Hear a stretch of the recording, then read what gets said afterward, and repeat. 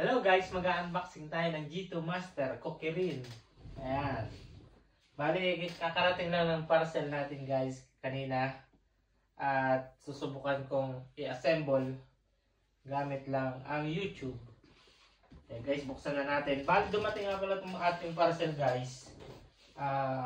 Kulang na siya ng isang hawakan. Baka siguro natanggal noong i-deliver dito guys. So, huwag na natin patagalin guys. Buksan na natin. Ayan, gupitin natin to. Yung gunting ko sobrang laki. Ayan. Kakaputol naman. Yun.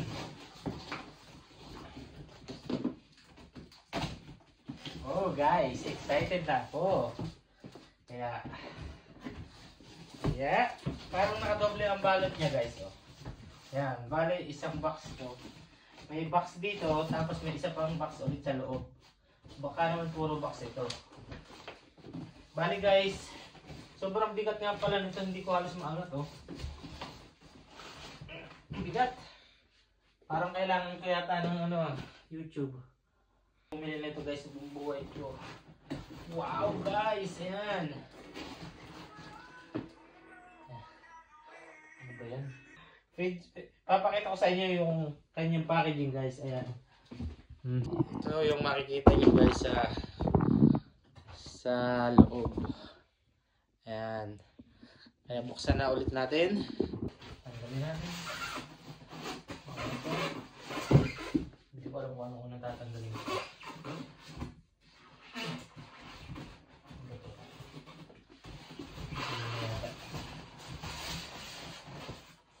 Oh. So guys, bali dito ay may libre siyang air pump. Ang cute. Sobrang liit lang. Oh. Ano pa to? Susi yata ito. May lock. May libre ding lock. Ayan oh. Bali may libreng lock. Ayan. At saka yung susi niya. Tapos may libreng air pump. Ayan, pagpatuloy natin ang ating pag-unbox. Yun. Ano na siya guys. Sobrang ganda niya guys. Ang ganda niya. Yan, andito yung manual niya guys. So, ipatong muna natin dito. Tapos, yan, ito, andito yung may kasama siyang pangkalas. Mga screw at isang box na maliit. Wow! Wow guys! Sobrang ganda niya guys! Ano pa kaya ito iangat? Ayan. Parang kailangan ko ng assistant guys. Hindi ko kaya ibaba siya guys. Assistant guys! Grabe! Uy! Hindi! Ayan ako po guys. Ay, grabe. Oo naman na pala. Ang bigat guys. Ang galing. Guys, kita nyo medyo may puti-puti. Kasi yung styrofoam medyo nagkalat na sa loob. Pero wala siyang damage guys. So far wala pa ako nakikita. Baka mamaya pa. So guys, kailangan ko nang ikabit itong holder. Pwede bang chut. Guys, kailangan ko ng taga-abot guys. Kaya nyo tulungan guys. Open sesame. Tutok ba Guys, di ba ka makita guys? Tuloy! Oo guys. Karoon lang. Stop na. Hi guys! Magbabalik tayo. Bale, kakabit ko na guys yung kanyang manubela. Kailangan lang nito ay itong pangkalas natin na 5mm. Ayan. So, ayan. Tulugan na natin. Hiring assistant. Lisod man good maggunit, oy.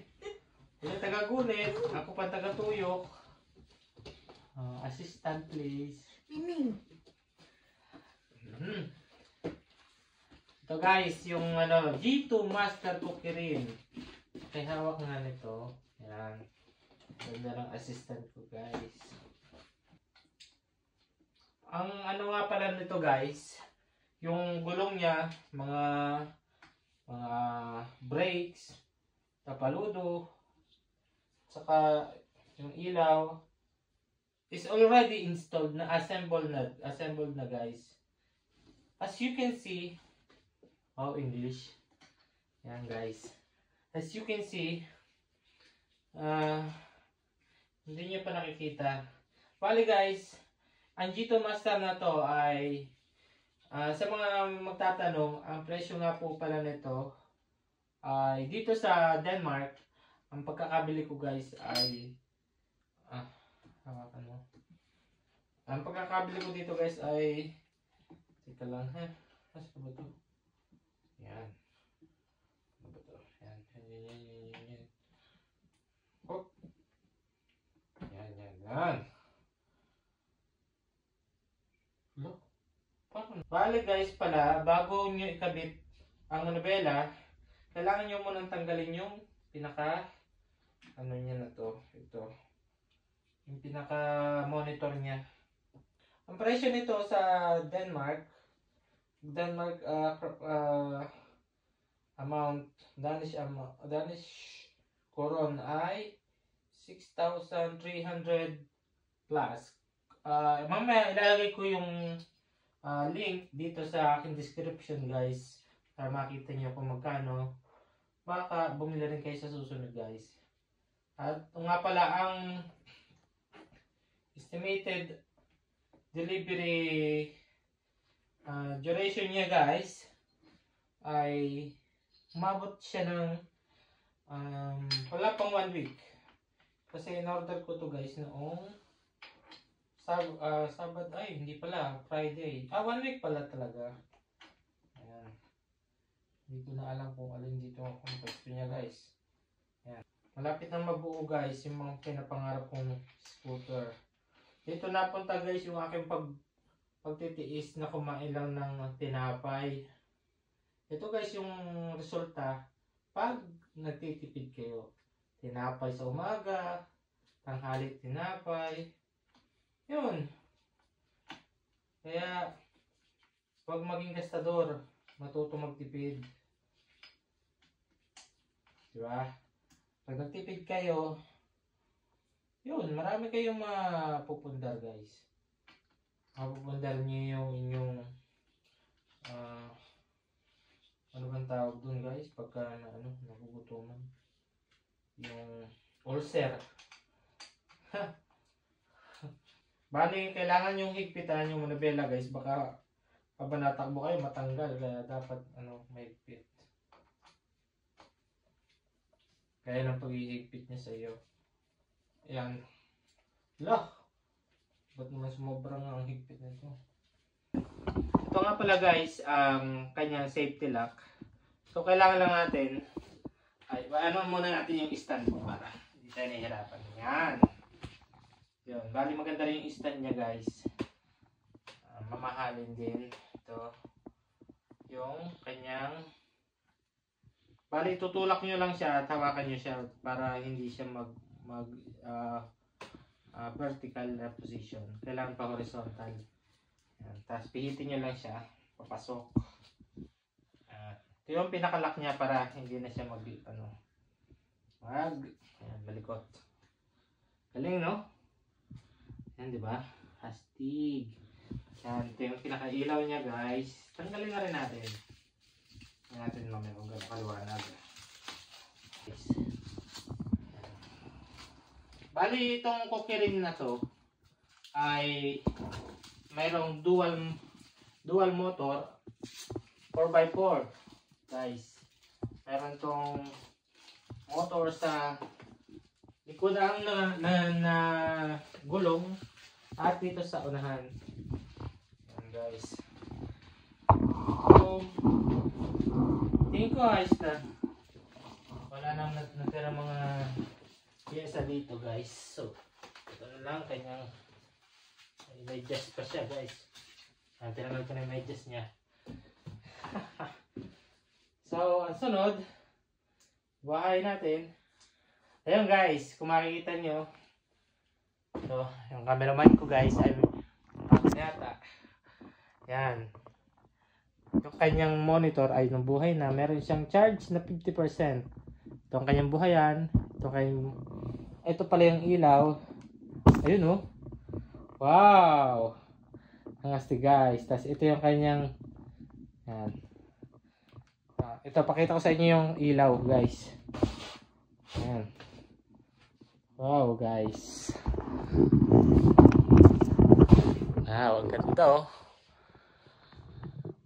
Pasensya na kayo kasi meron pang mga puti-puti. Kasi ano yan eh. Gawa yan guys ng styrofoam.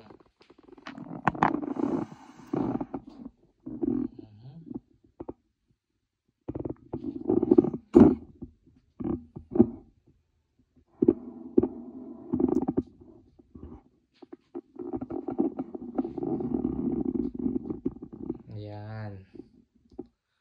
Ganda guys, no? Ayan. Ayan yung kanyang tail light. At saka yung kanyang, ayan yung kanyang logo na Kokirin. Ayan. Napakaangas. Wow. Kokirin. My new toy. Tapos yan. Ayan guys, ito lang muna ang ating video sa araw na to. At sa susunod na ating vlog ay papakita natin sa inyo kung gaano kabilis ang takbo nitong ating Kokirin G2 Master. Okay? Bye!